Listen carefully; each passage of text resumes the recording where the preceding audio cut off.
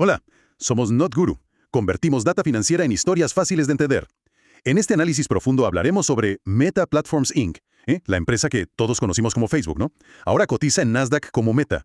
Tenemos sobre la mesa bastante material, la verdad. Reportes financieros anuales, trimestrales, directos de la compañía, análisis de contexto, investigaciones de NotGuru Financial Researcher y hasta un scorecard. Exacto. La misión hoy es, sumergirnos en estos documentos para entender bien la salud financiera de Meta, ver cómo está su modelo de negocio actual, que ya no es solo redes sociales, y evaluar sus perspectivas. Todo basado en los datos, claro. Queremos ver qué dicen los números, ¿no? De uno de los gigantes tecnológicos. Eso mismo. Vamos a ver qué encontramos. Ok, pues, vamos a desempacar esto. Primero, un poco de contexto rápido. Meta ya no es solo la red social que conocimos hace años. Cierto. Su misión ahora es mucho más grande, ¿eh? Construir el metaverso. Quieren liderar la próxima ola de interacciones digitales, ir más allá de las pantallas 2D que usamos hoy. Y para eso se apoyan en, sus tecnologías de siempre y las nuevas, ¿no? Exacto.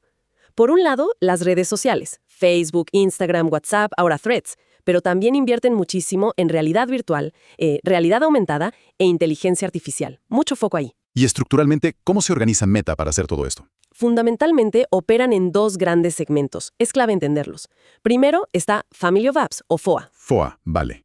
Ese es el negocio tradicional, digamos. Justo. Ahí tienes Facebook, Instagram, WhatsApp, Messenger, Threads. Es donde generan casi todos sus ingresos, principalmente por publicidad. Es el motor financiero. Entendido. ¿Y el segundo? El segundo es Relay Labs, o RL. Esta es la apuesta a futuro.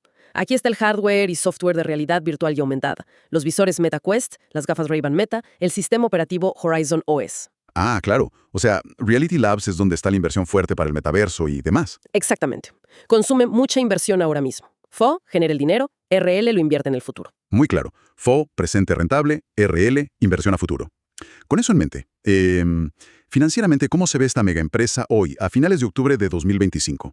A ver, la primera impresión si miras los datos agregados es de una fortaleza financiera. Considerable, diría yo. Estamos hablando de una capitalización bursátil que se mueve entre 1.86 y 1.89 billones de dólares. Trillions, en inglés. Una cifra enorme. Y otros indicadores clave, como el PE. Su ratio precio-beneficio, el P, que compara el precio de la acción con las ganancias, está rondando los 26x. ¿Y ese P de 26x es alto o bajo? ¿Cómo lo interpretamos? Es una valoración que sugiere que el mercado, espera un crecimiento sólido y paga una prima por él, ¿sí? Pero no parece una cifra, digamos, desorbitada o especulativa como hemos visto en otras tecnologías. O sea, confianza pero con los pies en la tierra. Algo así.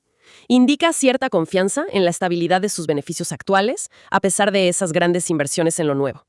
En general, las métricas clave pintan una empresa con altísima rentabilidad, márgenes muy estables, muchísima liquidez y, un perfil de riesgo financiero relativamente bajo dentro del sector tecnológico. Suena bastante sólido, la verdad. Acerquémonos un poco más a los resultados recientes. El informe anual de 2024 fue importante, ¿verdad? Totalmente. Fue un año clave. Confirmó una recuperación estructural después de algunos años de ajustes de costos y cierta incertidumbre. Números concretos de ese año. Sí, mira. Los ingresos totales crecieron un impresionante 22%, alcanzando los 164.500 millones de dólares. ¡Wow! ¿22% de crecimiento en ingresos a esa escala? Y más notable aún, la utilidad neta, o sea, el beneficio final después de todo, se disparó un 44%. Llegó a casi 62.400 millones de dólares. Un 44% en beneficios. Eso es muchísimo para una empresa de este tamaño. ¿Qué impulsó esa mejora tan drástica? Principalmente una mejora notable en la eficiencia operativa. Lograron controlar mejor sus gastos en relación al crecimiento de los ingresos. Después de años de contratar mucho y grandes inversiones, hubo un esfuerzo claro por optimizar costos. Se pusieron más eficientes, digamos. Exacto, y eso se vio directo en la última línea. Demuestra que el negocio principal sigue teniendo un poder de generar ganancias inmenso. Y eso nos lleva a los márgenes, que siempre es un tema con Meta. ¿Cómo estuvieron en 2024? Aquí es donde la cosa se pone realmente interesante. Sí, es donde Meta destaca muchísimo. Para 2024, hablamos de márgenes operativos cercanos al 42%. 42 centavos de beneficio operativo por cada dólar de ingreso. Casi, antes de intereses e impuestos, sí. Y el margen neto, el final, fue del 38%. Hay que poner esto en perspectiva. A ver. Muy pocas compañías globales, especialmente con ingresos de más de 160.000 millones, logran mantener márgenes así de grandes. Esas cifras son extraordinarias, sí. ¿A qué se debe esa rentabilidad tan alta y parece sostenida? Bueno, por un lado, el control de costos que mencionamos, muy preciso. pero sobre todo, la fortaleza casi dominante de su modelo publicitario, en Family of Apps. A pesar de la competencia y los cambios en privacidad.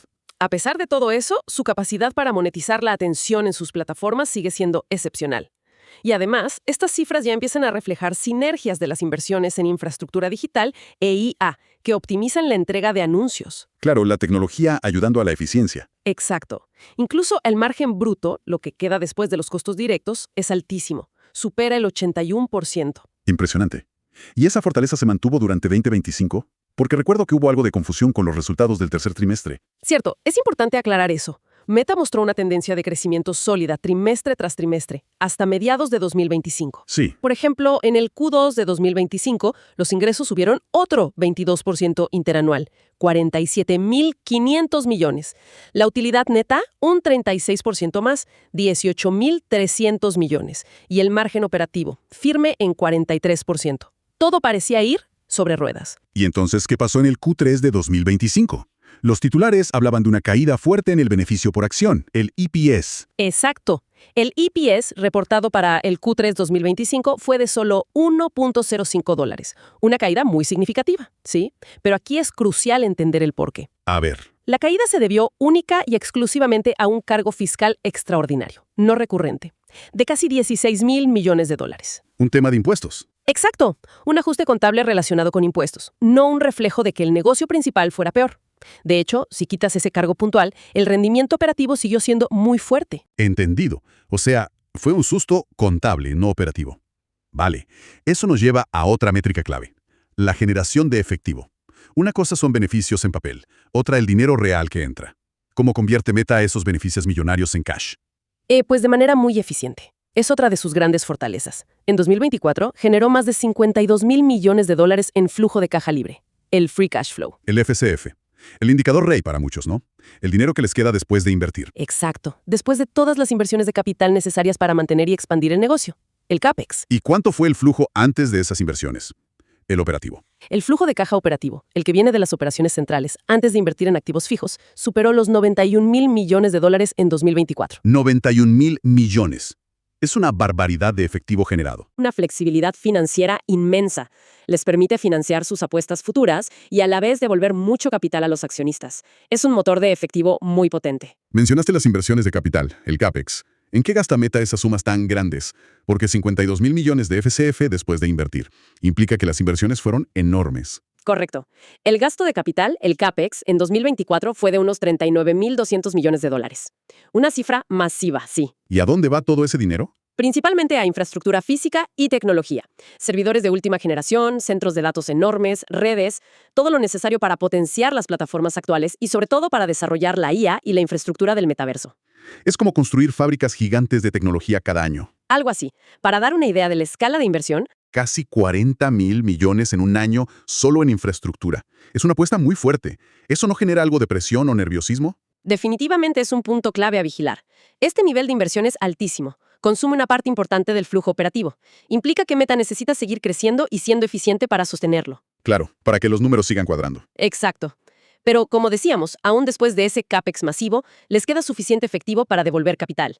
En 2024, unos 35.000 millones fueron a recompras de acciones y dividendos. ¿Ah, sí? Empezaron a pagar dividendos hace poco, ¿verdad? A finales de 2023. Una señal de madurez financiera y confianza en el futuro, diría yo. Tiene sentido. Invertir fuerte en el futuro, pero también cuidar al accionista hoy.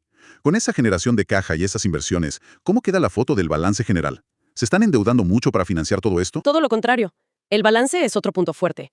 Es extremadamente saludable y, fíjate, conservador para una empresa así. A finales de 2024 tenían más de 77.000 millones de dólares en efectivo e inversiones a corto plazo. Dinero disponible. ¡Wow! Más de 77.000 millones en caja. Eso es una montaña de dinero. Y deudas. Relativamente bajas. La deuda a largo plazo rondaba los 28.800 millones. Si comparas deuda con patrimonio, el ratio es bajísimo, 0.27x. Muy poco apalancamiento. ¿Y otros indicadores de liquidez? También excelentes. El current ratio, casi 3x. El quick ratio, 1.8x. Muestran capacidad de sobra para cumplir obligaciones a corto plazo. Entonces, esa fortaleza financiera les da una flexibilidad enorme. Exactamente. Para afrontar baches, hacer compras estratégicas si surgen, aunque con más ojo regulatorio, y sobre todo, seguir invirtiendo masivamente en IA y Reality Labs sin depender de financiación externa. Es un colchón financiero envidiable. Hemos hablado de rentabilidad vía márgenes, pero hay otra métrica importante, el retorno sobre el capital invertido, el ROI-C. ¿Cómo sale Meta ahí? Sale excepcionalmente bien. El ROI se mide qué tan eficientemente usan todo el capital invertido, deuda y patrimonio, para generar ganancias. Para Meta superó el 27% en el último año fiscal, 2024. 27%. Sí, y si miras un promedio ajustado, roza el 31%. ¿Y eso comparado con qué? ¿Es bueno? Excelente. Es excelente. Lo comparas con su costo de capital, el WACC, que se estima en torno al 8%. Que el ROIC, 27-31%, esté tan por encima del WACC, 8%, significa que Meta está creando valor de forma muy significativa para sus inversores. Mucho valor. Es un motor de creación de valor a toda máquina, entonces. Totalmente. Un punto técnico que suele aparecer, y es bueno aclarar. La diferencia entre cifras GAAP y no GAAP. Ah, sí. Los principios contables generalmente aceptados versus las cifras ajustadas que presenta la empresa. ¿Cuál es el ajuste clave en Meta? Como muchas tecnológicas, el ajuste más significativo es la compensación basada en acciones, el Stock-Based Compensation, o SBC. Pagar a empleados con acciones u opciones. Que es un gasto real, aunque no salga en efectivo en el momento. Exacto. Y en Meta es considerable. Cerca del 10% del gasto total. Lo excluyen en las cifras no GAAP, argumentando que así se ve mejor el rendimiento operativo. Pero es importante entenderlo. ¿Por qué? ¿Qué efectos tiene esa SBC? Bueno, dos principalmente. Primero, diluye a los accionistas existentes a largo plazo, porque se emiten más acciones. Y segundo, al excluirla, las métricas no GAAP como márgenes o beneficios ajustados pueden parecer, digamos, un poco infladas respecto a la realidad económica completa. O sea, mejor mirar las GAAP para tener la foto completa del costo. Es importante mirar ambas, pero entendiendo qué quita la no GAAP. Las GAAP reflejan mejor el costo total de operar y atraer ese talento clave. Entendido. La foto financiera es sin duda muy robusta. Ahora, conectemos eso con la estrategia. ¿Cómo usa Meta todo ese poderío económico para su futuro? ¿Qué movimientos estratégicos destacan? Hay varias líneas claras. Primero, el foco absoluto en inteligencia artificial. Zuckerberg habla de superinteligencia personal para todos. Inversiones masivas ahí. Sí, eso se nota. Con IA integrada, se ve la convergencia. ¿Y alguna otra tendencia? Sí, y esto es interesante. Parece haber un movimiento hacia ecosistemas más abiertos. ¿Abiertos? Meta suele ser más bien un jardín cerrado, ¿no? Bueno, están dando pasos. Por ejemplo, su sistema operativo para realidad mixta, Horizon OS, lo están licenciando a otros fabricantes, Asus, Lenovo, incluso Microsoft para Xbox. Ah, eso podría acelerar la adopción de su plataforma. Podría ser la idea. Y además, proyectos de software clave nacidos en Meta, como React para webs o PyTorch para IA, los han transferido a fundaciones neutrales, bajo la Linux Foundation. Busca una gobernanza más abierta, quizás para fomentar adopción. Interesante ese giro hacia la apertura. ¿Y compras? ¿Adquisiciones? Siguen siendo parte de la estrategia, claro, pero el entorno regulatorio es más duro ahora. Tuvieron el revés con Giphy, que tuvieron que deshacer. Cierto. Pero históricamente, las compras fueron clave. Instagram, WhatsApp, Oculus, más de 90 compras. Seguirán buscando, seguro, pero con más cuidado. Todo este panorama financiero y estratégico se resume un poco en la evaluación de NotGuru, el scorecard. ¿Qué nos saca Meta? La calificación global es 88.5 sobre 100. Eso es categoría S, de muy fuerte. Una nota excelente que refleja la solidez que hemos visto. ¿Y dónde brilla más según el scorecard? Destaca con puntuación perfecta, 100 sobre 100, en dos áreas: rentabilidad y eficiencia y solidez financiera. Valida totalmente lo que hablamos de márgenes, ROIC, liquidez, poca deuda. Perfecto ahí. ¿Y en resultados generales? También excelente, 93.9 puntos. Refleja el buen crecimiento de ingresos y beneficios. Con notas tan altas, ¿hay alguna área donde la calificación sea un poco más baja, aunque siga siendo buena? Sí, dos áreas con 60 sobre 100, que sigue siendo positivo. Crecimiento tiene 60. No porque no crezca, sino por una leve desaceleración en la expansión de márgenes brutos. Quizás señal de madurez y peso de inversiones. ¿Y la otra? Inversión y financiamiento, también con 60. Aquí pesa el altísimo nivel de CAPEX, esas inversiones enormes. Aunque el análisis dice que es un gasto disciplinado y alineado con la estrategia. Entendido. Entonces, si tuviéramos que resumir fortalezas y puntos a vigilar. Fortalezas. Crecimiento sostenido, márgenes excepcionales, balance súper sólido, casi una fortaleza, gran flujo de caja libre y liderazgo tecnológico. Muy claras. ¿Y los riesgos o aspectos a seguir de cerca? Pues el nivel de CAPEX, que presiona el flujo y necesita justificarse, la dependencia aún alta de la publicidad digital, la competencia creciente en todas sus áreas, el desafío de monetizar bien las apuestas en IA y Reality Labs, que aún queman mucho dinero, y no olvidar el impacto a largo plazo de la compensación basada en acciones. Vale. Entonces, ¿cuál es la gran historia que nos cuentan todos estos números y estrategias sobre Meta hoy?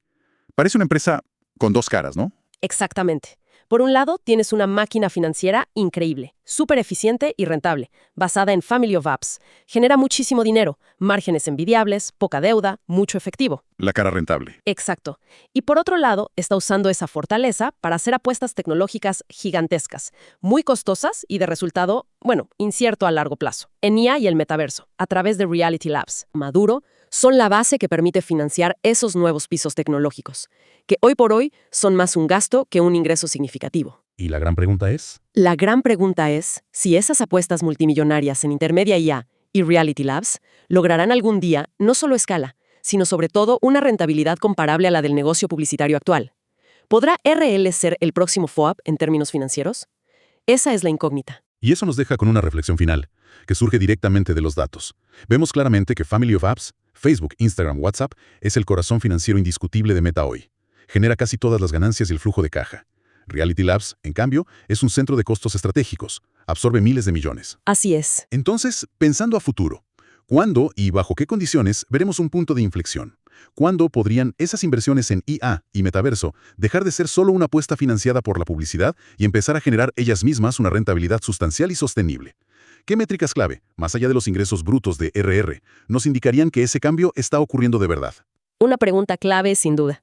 Una pregunta abierta, crucial para el futuro de Meta, que emerge directamente de analizar sus números y su estrategia actual.